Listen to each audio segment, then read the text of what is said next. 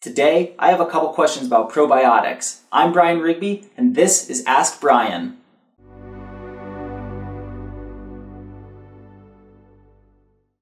My first question comes from Nancy. She writes, should I take probiotics, flaxseed oil, or both?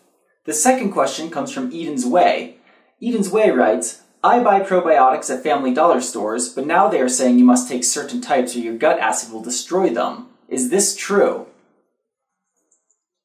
In answer to Nancy's question, you can take both because they are two completely different types of supplements. Probiotics I'll go into a little bit more later, but first, flaxseed oil is basically just a source of omega-3 fatty acids. And unless you're a vegan or a vegetarian, I would actually recommend using fish oil instead.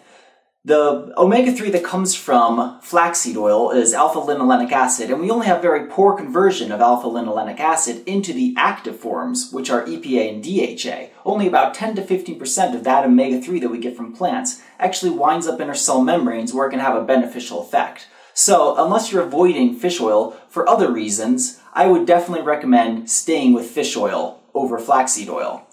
Probiotics, on the other hand, are beneficial strains of bacteria that make their way into our gut, where they can colonize to exert their beneficial effect. Our gut is a veritable zoo of different strains of bacteria, and just like a regular zoo, we need a lot of different species in order for it to be effective. The species that your gut needs the most might be different than the species mine does, so there isn't a one-size-fits-all probiotic, and that, I think, is one of the most important things to realize. It's important to try a few out and see which one has the effect that you are looking for, which one works the best for you, because it might be different than the one that works best for me or that works best for your neighbor. In answer to the second question about whether cheaper probiotics will be destroyed by the gut acid, that's a little bit more complicated to answer. The first thing that we need to look at is potency. More expensive probiotics tend to have higher potencies, measured in CFUs or colony-forming units. Ideally, your probiotic should have a CFU rating or a CFU amount in the billions. Cheaper probiotics, on the other hand, might only rate theirs in the millions. All probiotics, regardless of how expensive they are, will be destroyed to a certain extent by gut acid.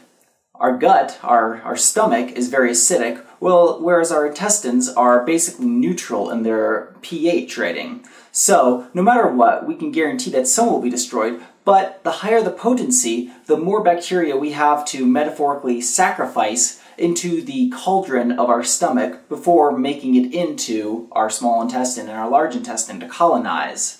So in that way, a more expensive probiotic, or at the very least a more potent probiotic, might have a more beneficial effect. A related question that's frequently asked is whether it's better to take probiotics with or without food.